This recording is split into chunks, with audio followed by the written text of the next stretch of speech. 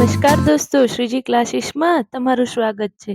આજે આપણે જોશું જે ધોરણ 6 ની અંદર ઇંગ્લિશની ગ્રામર છે, સેમ 2 ની એનું ચેપ્ટર નંબર 4 જોશું, ધ એક્ઝેક્ટિવ. 1 થી 3 ચેપ્ટરના વિડીયો આપણી ચેનલ પર મૂકી દીધા છે. હજુ સુધી તમે લોકોએ નથી જોયા તો એને જોઈ લેજો. અમારી ચેનલ પર નવા હોય ને એને સબસ્ક્રાઇબ નથી કરી તો એને સબસ્ક્રાઇબ કરો. અમારો વિડીયો ગમે તો એને લાઈક કરજો અને તમારા મિત્રો સાથે શેર કરજો. ધ એક્ઝેક્ટિવ એટલે કે વિશેષણ. કોઈ પણ સંજ્ઞાવાચક નામ કે સામાન્ય નામની પહેલા તેનું ગુણ વર્ણન કરતા શબ્દને આપણે એક્ઝેક્ટિવ કહેવાય. શું કીધું છે? કોઈ સંજ્ઞાવાચક નામ હોય કે સામાન્ય નામ હોય એમની પહેલા જેનું ગુણનું વર્ણન કરતા શબ્દ હોય એને આપણે શું કહીએ? એક્ઝેક્ટિવ. જેવી રીતે અહીંયા બિગ છે, બ્લુ છે, ઓલ્ડ છે. શું કીધું આપણે જોઈએ? અ બિગ હાઉસ એટલે મોટું ઘર, અ બ્લુ કાઇટ એટલે ભૂરો પતંગ, એન્ડ ઓલ્ડ મેન એટલે વૃદ્ધ માણસ. અહીંયા આપણે વાક્ય રચના આપીથી એ સમજીએ. ધીસ એટલે આ અને ધેટ એટલે પેલું. આપણે જોઈએ કે કોઈ નજીકની વ્યક્તિ કે વસ્તુ હોય એના માટે ધીસ વપરાય અને દૂર વ્યક્તિ કે વસ્તુ હોય એના માટે ધેટ એટલે કે પેલું. પછી પ્લસ ઇઝ અથવા તો આર્ટિકલ એ અથવા તો એન, પ્લસ એડજેક્ટિવ એટલે કે વિશેષણ અને પ્લસ નાઉન એટલે કે નામ. હવે આપણે એના એક્ઝામ્પલ જોઈએ.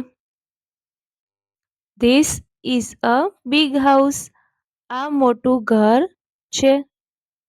ત્યારબાદ બીજું છે that is a blue kite. પેલો ભૂરો પતંગ છે. અને ત્રીજું છે that is an old main. પેલા વૃદ્ધ માણસ છે. શું કીધું? આપેલ ઉપર આપેલા જે બધા જ વાક્ય છે એમાં વિશેષણ છે એ ક્યાં મૂક્યા છે? તો કે નામની પહેલા. જોઈ શકીએ આપણે અહીંયા big house, blue kite, old man એ વિશેષણ છે એ નામની પહેલા મૂકેલા છે. ત્યારબાદ હવે આપણે શું જોવાનું છે આગળ? કે ક્રિયાપદ પછી વાક્યના અંતે વિશેષણ મૂકીએ તો વાક્ય રચના કેવી રીતે બને એ જોઈએ. એનું એક્ઝામ્પલ છે તો કે ધીસ હાઉસ ઇઝ બિગ. આ ઘર મોટું છે. That kite is blue. પેલો પતંગ ભૂરો છે. That man is old. પેલો માણસ છે એ વૃદ્ધ છે. હવે આપણે આગળ એની વાક્ય રચના છે એ જોઈએ. ધીસ અથવા તો that plus noun plus verb એટલે કે ક્રિયાપદ અને એડજેક્ટિવ. અહીંયા કેટલાક વિશેષણ અને એના વિરોધી શબ્દો આપ્યા છે. એ બધાએ ખાસ વાંચી લેવા અને એને યાદ રાખવા. આ આવડશે તો જ આગળ ખાલી જગ્યામાં શું પૂરવું એનો તમને આઈડિયા આવે. હવે આપણે એક્સરસાઇઝ જોઈએ. એક્સરસાઇઝ પહેલી છે use the adjective given in the brackets to complete the sentence. એટલે જે આપેલા વાક્યો છે કૌંસમાં આપેલા વિશેષણનો ઉપયોગ કરીને પૂરા કરો. તો અહીંયા આપણે વિશેષણ આપ્યા છે. સ્મોલ છે, ફેટ છે, long, tall, new, big, sad, thin, old, short, young, strong, weak અને હેપી.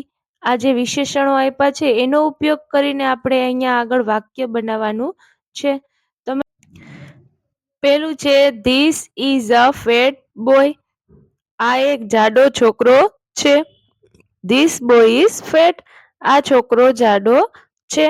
આ એક્ઝામ્પલ જે આપ્યું છે એ પ્રમાણે જ આપણે આગળ જે એક્સરસાઇઝમાં જે ખાલી જગ્યા આપી છે એ પૂરવાની રહેશે. તો આપણે પેલું જોઈએ that is a thin boy. That boy is thin.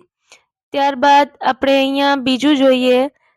This is a long pencil. આપણે અહીંયા જોઈએ પેન્સિલ લાંબી છે તો આગળ સેન્ટેન્સ બનશે એક્ઝામ્પલ મુજબ જ બનાવવાના રહેશે. This pencil is long. ત્યારબાદ આપણે ત્રીજું સેન્ટેન્સ જોઈએ. That is a short pencil.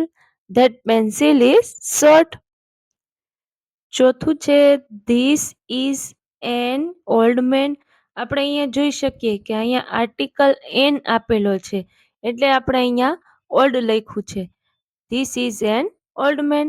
This man is old. ત્યારબાદ આપણે પાંચમું જોઈએ. That is a strong man. That man is a strong. ત્યારબાદ આપણે છઠ્ઠું જોઈએ તો કે this is a big ball. This ball is big. પછી સાતમાની અંદર છે that is a small ball. That ball is small. પછી આઠમું છે this is a tall tree. This tree is tall.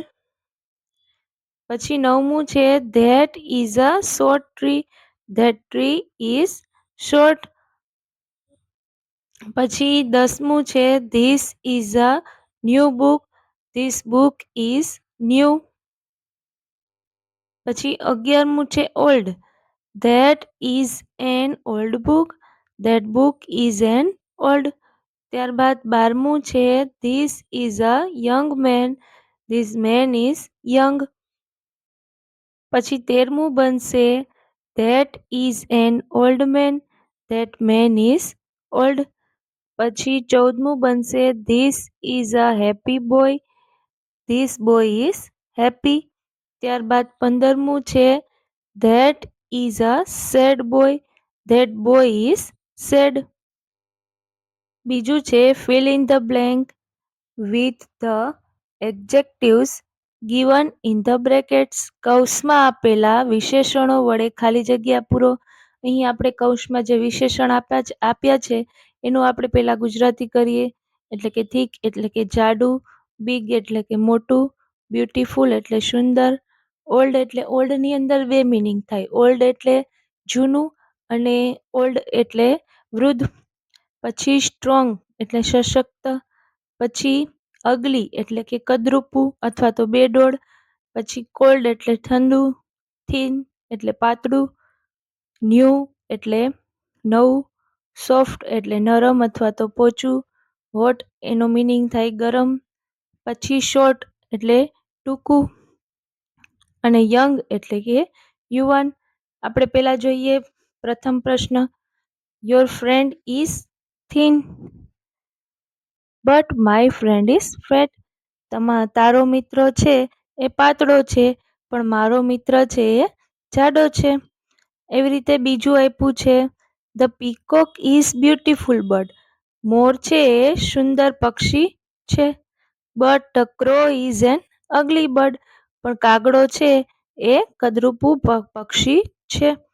પછી ત્રીજું છે mister Modi lives a big house.